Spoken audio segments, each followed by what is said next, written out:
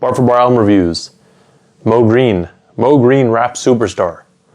Moe Green Rap Superstar is the latest project from Vallejo rapper Moe Green. Many of you may have actually heard of him from the 2 tracks that he did on the Blindspotting soundtrack, Not a Game and Running to the Sky. With this project though, Moe tapped in with many of his longtime collaborators to bring you a look into the superstar life, and also to kind of build up the Moe Green cinematic universe. The project comes in at a total runtime of 19 minutes with 8 tracks, so it's definitely a quick listen and definitely worth it. The title of this project, according to Moe Green himself, is a little tongue-in-cheek. He may not be a superstar by conventional means, but he considers himself one, and that's a huge part of it. Also, be sure to check out the podcast this week where I had Moe Green on to discuss this entire project for a better look into what his thoughts are. Now, for you wrestling fans, this first track is an intro from WWE or WWF superstar Virgil. This also kind of leans into the tongue-in-cheek aspect since one of the inspirations for the project was from Virgil, but also from the website lonelyvirgil.net that documented Virgil's convention lines at wrestling conventions, of which there were none. He also had a huge sign saying WWE Wrestling Superstar Virgil. But I mean, at least he thinks he's a superstar, right? Anyways, the intro comes from him and tells you a pretty good amount about Moe himself.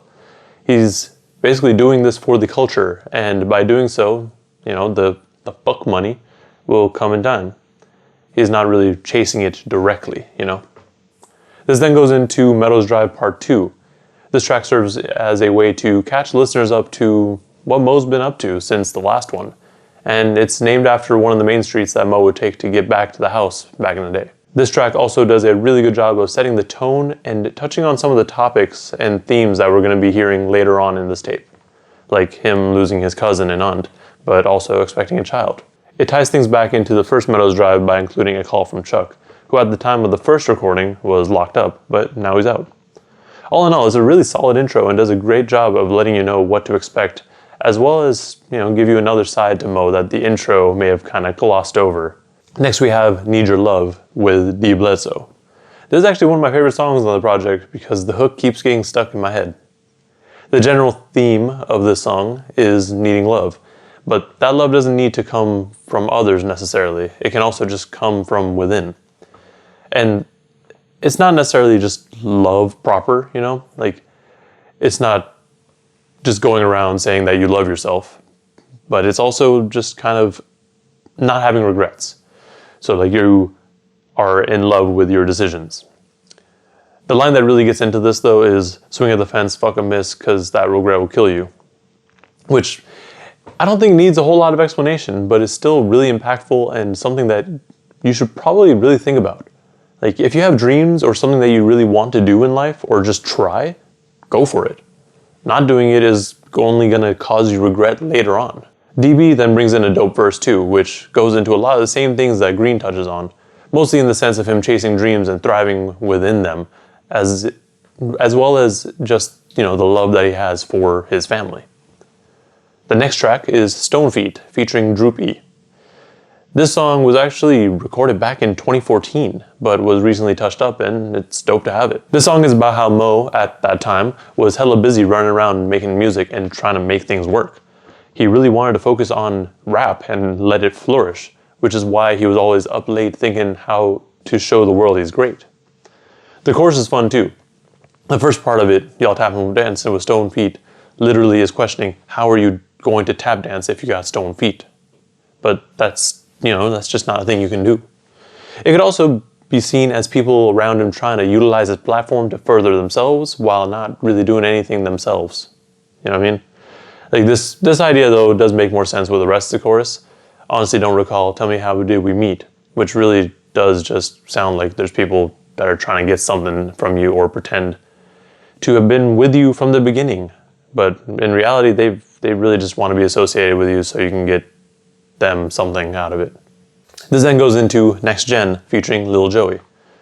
Joey for real stole the show with his verse, and the fact that the track is titled Next Gen is hella fitting too. He literally is the next generation at 10 years old, and maybe someone to look at or look for in the future. His verse is actually really funny too, because it's bringing up the fact that all his school stuff and interactions with his friends are all through Zoom right now. Moe's verse has him talking about how the next gen is also going to be dope, but the current one is not to be played around with either. It also has him touching on the idea that even though we're grown, we don't always know what to do, which is something that I feel a lot of people start to realize later on in life. Also, make sure you check out those shorts that Moe's been putting up on IG with Joey. They're hilarious. Playin' features Sadiq and A to the K. Moe's verse here starts off with him talking to a homegirl who's having some relationship troubles. She's looking for love, and all the dudes that she's messing with aren't really with it. But it also seems like she's kind of going through different relationships pretty quickly and claiming she's in love with them each time. I feel like it touches on the relationship aspect, but also the idea that you have to know what you want and what you're looking for. You can't just settle for whatever. A to the K's verse takes a look from the other perspective. Sometimes when people get out of a relationship, they tend to say their ex weren't shit. But sometimes they were actually really cool, and it was actually you that messed things up. The second to last track is Demigod featuring Black Achilles. And this track is really fun to me because of the beat and all the references to Greek mythology. The beat itself is kind of weird because apparently it's in 1/3 time instead of 1/4. So it makes sense that both of them would have to have struggled a little bit when writing for it, just like we mentioned on the podcast. The references to Greek mythology range from Kronos to Medusa to Atlas and even more. It's just really a fun song for those of you who are into mythology, but also dope bars related to it. And then the final track on this project is God's Voice 2, featuring Oakland Hearts. This track wraps everything back together and is one of the more heartfelt and emotional tracks on the project. He starts off by talking about all the things that have been good this year, like getting married, buying a house, and expecting a child. But it also brings up the losses that he suffered from losing his cousin and his auntie. It's a really good end to the project because although it's sad with the mentions of loss, it's also really uplifting with all the good things that are happening as well. Overall, this project was hella solid, and I'm glad I was able to check it out. As I've said on many occasions, the Bay is not to be underestimated when it comes to music. There's just so much out there that people, I feel, aren't taking the time to check out. And it's really a shame.